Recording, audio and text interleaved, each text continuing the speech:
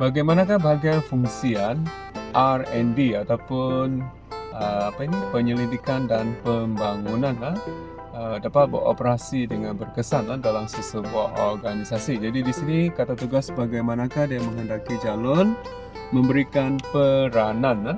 So yang pertama, peranan R&D ni merancang pembangunan produk. Adanya inovasi, pembaikan ataupun tambah baik produk. Yang kedua, dapat melakukan kajian ke atas produk sedia ada.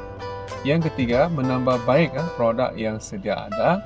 Dan seterusnya, sudah pasti dapat menghasilkan produk yang memenuhi keperluan dan kehendak pengguna. Bagaimanakah bahagian fungsian pembelian ni dapat beroperasi dengan baik dalam sesebuah perniagaan? Jadi di sini kata tugas bagaimanakah dia menghendaki calon memberikan peranan.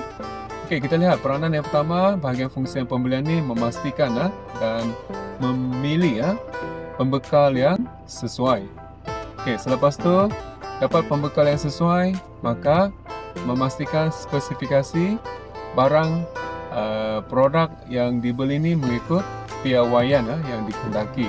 Yang ketiga, barang yang diterima ni haruslah diterima pada masa yang betul, tempat yang betul, masa yang betul. Dan yang keempat, peranan dia iaitu memastikan rundingan kontrak dengan pembekal berlaku dengan baik. Jelaskan proses pembelian dalam sesebuah organisasi perniagaan. Jadi di sini ada 6 proses. Jadi kita lihat yang pertama, proses menerima tempahan belian daripada pengurus jualan ataupun daripada bahagian jualan. Okey, yang kedua, setelah menerima tempahan, maka dia akan mencari pembekal yang sesuai. Proses yang ketiga, apabila mendapat pembekal yang sesuai, maka akan menerima sebut harga ataupun kuotasi. Dalam bahasa Inggeris kita panggil quotation daripada pembekal. Dan yang keempat, daripada kuotasi itu ataupun sebut harga itu kita dapat menilai sama ada pembekal ni sesuai atau tidak. Kita perlu terima.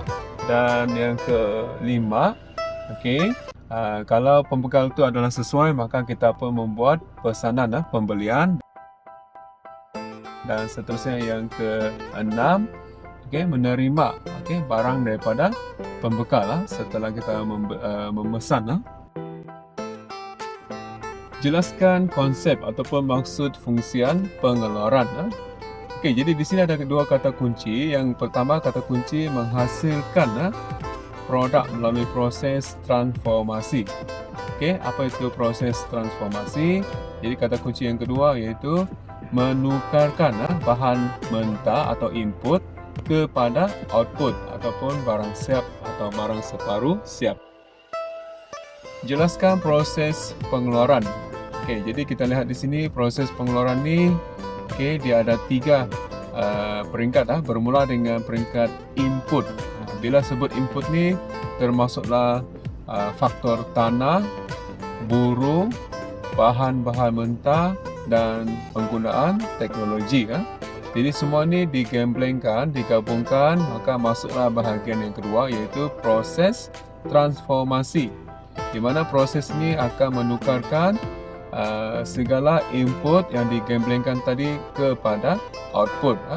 Apa itu output? Ini bahagian yang ketiga, iaitu output ni melibatkan ciri-ciri produk yang dihasilkan yang dapat memenuhi cita rasa pengguna dan memastikan produk itu adalah berkualiti.